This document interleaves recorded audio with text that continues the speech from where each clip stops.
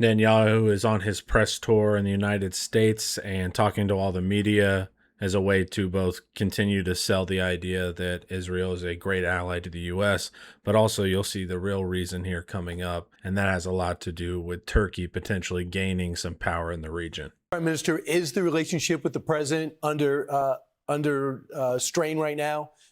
He's been pretty direct in some of his criticism of you and as Israel, some of the aggression against Hezbollah, and Look, your thoughts about that. Yes. Well, first of all, we see eye to eye on just about everything. And sometimes, as happens among the best of allies, and we are the best of allies, there can be differences of opinion. And of course, that small difference of opinion was Trump essentially saying you got to quit killing innocents. You cannot say one Hezbollah guy was in an apartment, therefore you can destroy it. That's that teensy little difference of opinion amongst friends. We all have that. We usually speak about it in open conversation. You can imagine the president has his way of expressing things, and so do I. But we are, we're allies. We're your model ally. And we respect. Did you hear that there in the middle? We're a model ally. And the Fox News host goes, right. That's not a journalist, man. A journalist is not going to sit there and hype up the guest as it goes. Yeah, you definitely are. The United States of America. And if you come to Israel, it is the one nation here in this region that is not only a democracy, but a democracy in which the overwhelming majority of the people unabashedly support the United States of America. A democracy in which Netanyahu is pulling every trick in the book to delay the election because there's a chance he could go to jail. So they're playing all these type of games. It's not about enforcing people's will. And they just disobeyed the Supreme Court on the TV regulator ruling. So just plain came out and said they were not going to follow it. So there's a constitutional or a court crisis right now. So this concept that it's a traditional democracy and everything is on the up and up is strange. And then, of course, the Israeli people would support America.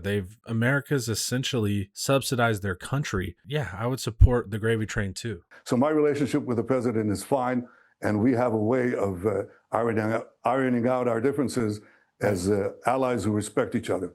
So what do you look to accomplish? I hear you're coming to visit.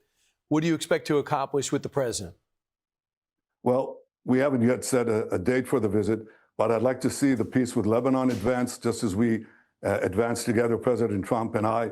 And of course, that peace being you will give us parts of your country or we will continue to attack and undermine anything you have going on. The local mobster and I are at peace because I pay him his extortion money. I mean, that's what's going on. The Abraham Accords, which brought 4 peace agreements that nobody believed were possible, we brought them together.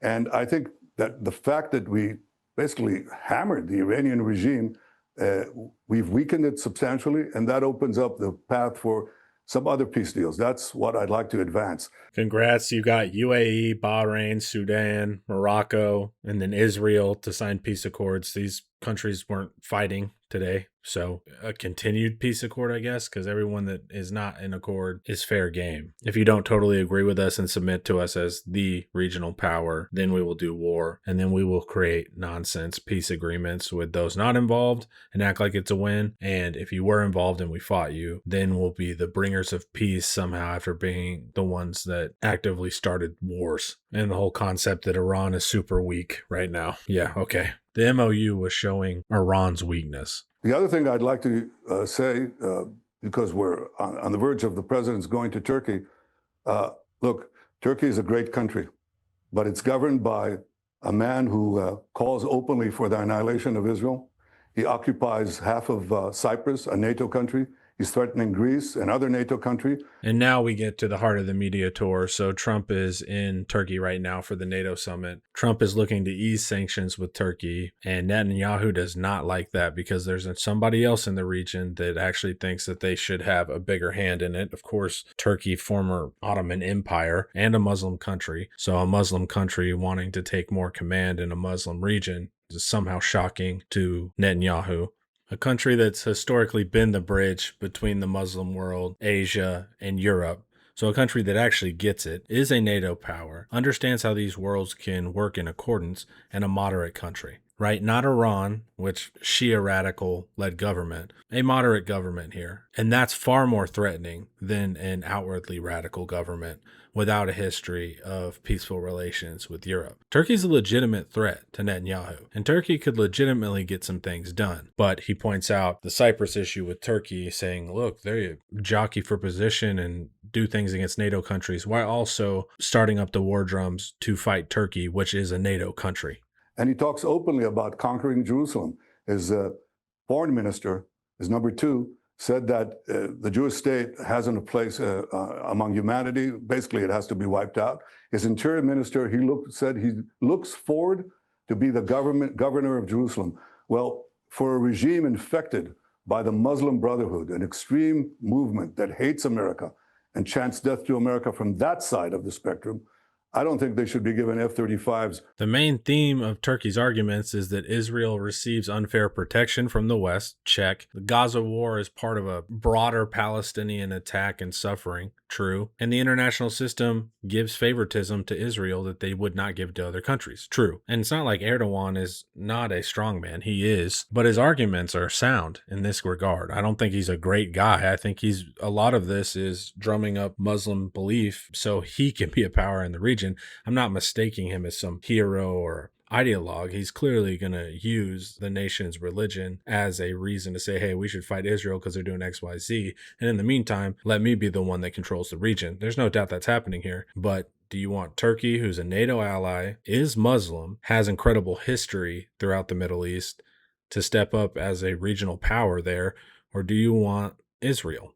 And Erdogan is sympathetic to those groups, and he does utilize them effectively. I think he said that Hamas was not a terrorist group, it was Mujahideen fighting back in Afghanistan against the Soviets. Later, Al-Qaeda comes as an offshoot of that from the Arabs that went to go fight in that war. But there's a huge difference between the international terrorists, like an Osama, and people fighting for their homeland. Of course, they're going to force an ideology, and you would see it here too. If they attacked us, there would be a huge part of this country that wanted to defend Christian values and turn to God during that moment. That's just a natural radicalization process. But there's a strict difference between groups that arose to defend their territory and those with broader international ambitions to commit terrorism all over the world. The near enemy versus the far enemy. And right now, Hamas is focused on their land. And anywhere that they represent outside of that is because they got displaced. So if you attack a group of people and then you scatter them to the wind, and then you can now say, well, Hamas is international because it's in Jordan and in Lebanon.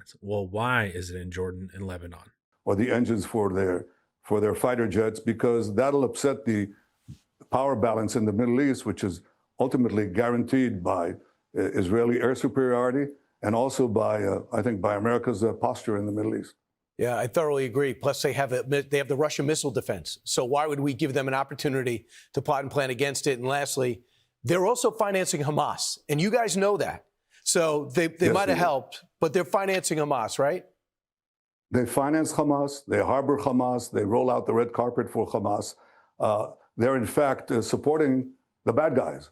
Hamas isn't some little sweetheart, but to flip it that they're the bad guys and therefore Israel is the good guys. I mean, we've seen the horrific amounts of slaughter perpetrated by the Netanyahu government. The reality is this small little country has caused incredible strife in one region. When you go through the histories of all the legitimate terrorist group, their goal was to do terrorism, or the nationalist groups that get labeled terrorists or use asymmetric warfare because they can't fight with F-35s, and therefore they do use tactics associated with terrorism, or just your regular standard government, normal guys, rational guys. There's a theme here, and it's not that it's always Jordan involved, or always Iran involved, or always Hamas involved, right? There's one country that is always involved, including America when they back them. And Turkey's a capable country, strong history, and they do have the ability to get in the mix and be a regional power, like Iran was. So now the next stage is to start turning the U.S. against Turkey, right? Listing off all the things that Turkey has done. They're a threat to democracy. They hate the West. They hate your values. I mean, the usual line that Israel has used effectively no longer works, but did work for decades, that they are the ones secretly protecting us. And if they fall, therefore America is at risk. And Israel existed when 9/11 happened, so that idea doesn't really work out great. We've been in several wars. Where was Israel's democratic values stopping those wars? It doesn't make any sense, and it's all just word games and trying to tap into Americanisms with manipulation. But if Turkey wants to be a regional power, then okay, it makes sense. The one that doesn't make any sense is a small country of 9 million people who do not share the religion and the culture and the history of the region, deciding that they will dictate everything that occurs. And as they've been dictating it, they've been a horrific steward. It's been nothing but problems in the Middle East. And America played their role hugely, so I'm not absolving America. But clearly they keep getting duped by this same playbook. And they didn't lift a finger to help you in Iran. We did. We're the model ally that fought next to your great soldiers. There is, I think, as Pete Hegseth, the Secretary of War, said, these are the two fighting allies, and I think it's a remarkable partnership. They play this move like it's America's war, and they were there to just help us out, right?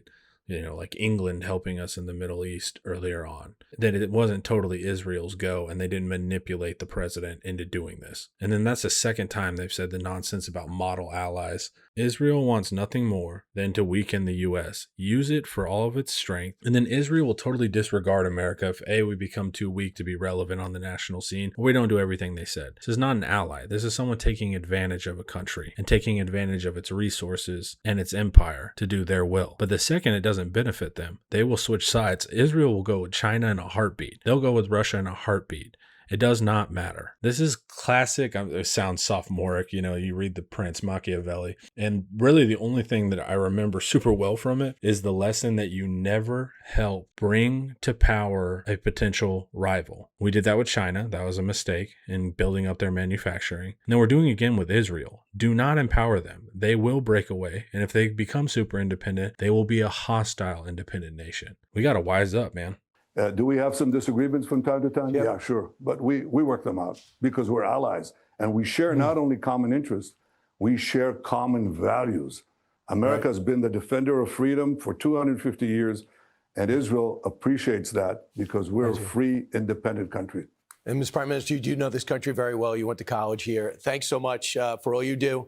I appreciate this alliance, and thanks so much. Have a great day. Netanyahu has clearly learned just to say a bunch of phrases about freedom that sound like a Dodge Ram truck commercial, and that'll play to a lot of the audiences. But it is insidious what is going on there. Now let's take a look at Trump with Erdogan in Turkey. Clearly the press tour did not work out, and then we'll see Netanyahu's next move because he never takes anything lying down. But let's tune in to Trump saying that he is going to remove sanctions from Turkey. I can tell you we're going to be taking the sanctions off. Okay? I don't want him to waste his time answering that question because we're working very closely with Marco Rubio, a very famous man, great Secretary of State, and with Scott Bessent and with Pete and everybody else.